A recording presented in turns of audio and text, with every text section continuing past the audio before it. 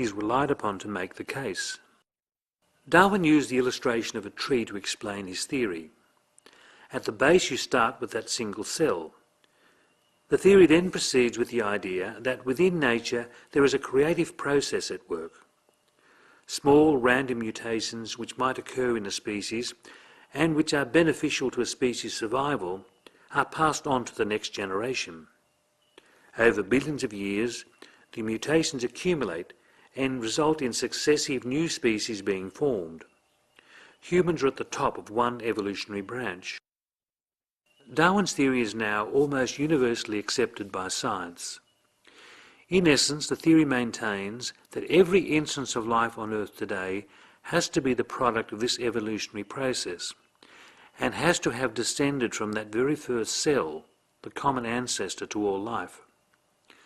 No life form can be on Earth today unless it has come from that tree. But what about the Argentina case? There was living heart muscle tissue and living white blood cells. These arrived spontaneously. There was no billions of years of evolution. They were not part of Darwin's tree, and there was no ancestral connection back to the first cell at the base of Darwin's tree. Darwinian theory can no longer claim that all life is a product of an evolutionary process when there is now direct evidence of a case which is not a product of that process. Darwinian theory is an all-or-nothing theory. One exception brings the theory down, and that has now happened. But there's something else that comes from the Argentina case, and it goes to the question of the origin of life itself, the origin of the very first cell. Remember, in the Argentina case, Dr. Lawrence pointed out the presence of those white blood cells. Let us look at just one of those.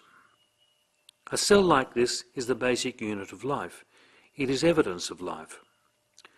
The cell is the most complex and mystifying item ever encountered in the study of biology. Each tiny cell has been likened to a functioning city, and yet all those you see on this screen could fit on the tip of a pin. It takes this university student textbook of over 1,000 pages to attempt to explain the cell. Something of the complexity of the cell is seen in this chart.